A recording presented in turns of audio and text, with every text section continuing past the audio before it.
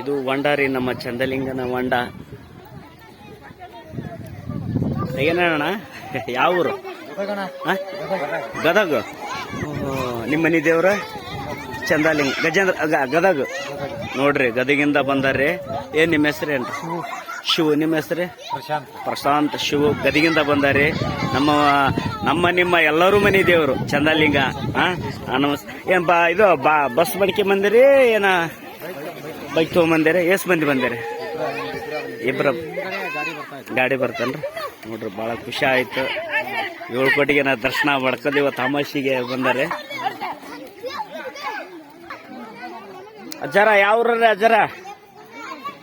ಹ್ಞೂನ್ರಿ. ಯಾವ್ದ್ರಿ? ಬೀಳಿಗಿರಿ. ಓ ಮುದುಳ ಜಮಖಂಡಿ ಬೀಳಿಗಿ. ನಮ್ದು ಯಲಬುರ್ಗಾ ರೀ. ನಮ್ದು ಇದೆ ಬೀಳಿಗಿನ. ವಾ ವಾ ಹಾ ಹಾ ಹಾ.